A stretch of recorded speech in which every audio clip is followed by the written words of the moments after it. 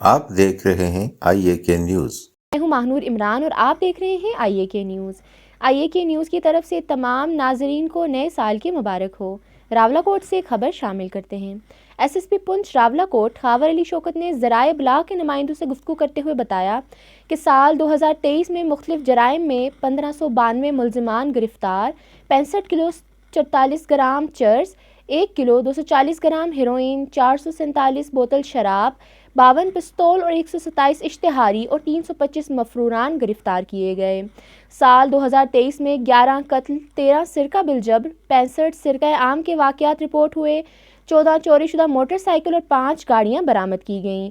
2 کروڑ 13 لاکھ مال مسروقہ برآمد کرتے ہوئے شہریوں کے حوالے کیا گیا۔ 221 ملزمان کو عدالتوں سے سزائیں ہوئیں۔ مختلف مقدمات میں 7 ملزمان کو سزائے موت، 4 ملزمان کو عمر قید، 2 ملزمان کو 10 سال کی سزائیں ہوئیں۔ ڈسپلن شکلی اور مختلف کیسز میں 29 پولیس اہلکاروں کو مائنر سزائیں دی گئیں۔ 2 پولیس اہلکاروں کو سروس سے برخاست جبکہ 1 کو جبری طور پر ریٹائر کیا گیا۔ دیکھتے رہیے آئی اے کے نیوز۔